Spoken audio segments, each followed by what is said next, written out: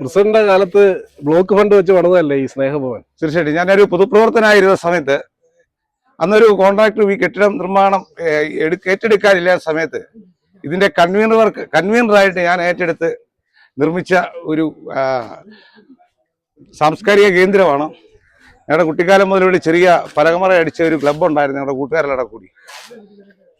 അത് ശോചനീയായിരുന്നു. അങ്ങനെയാണ് നമ്മൾ വള്ളം ബ്ലോക്ക് പഞ്ചായത്തിൽ നിന്ന് ഈ കെട്ടിടം ഇവിടെ നിർമ്മിക്കുകയും ഞങ്ങളുടെ പഴയ ഓർമ്മയ്ക്ക് വേണ്ടിയാണ് സ്നേഹഭവൻ എന്നുള്ള പേരൊക്കെ ഇട്ടത്. ഞങ്ങളുടെ പഴയ ചെറുപ്പക്കാരുടെ ഒരു കൂട്ടായ്മ ഉണ്ട്.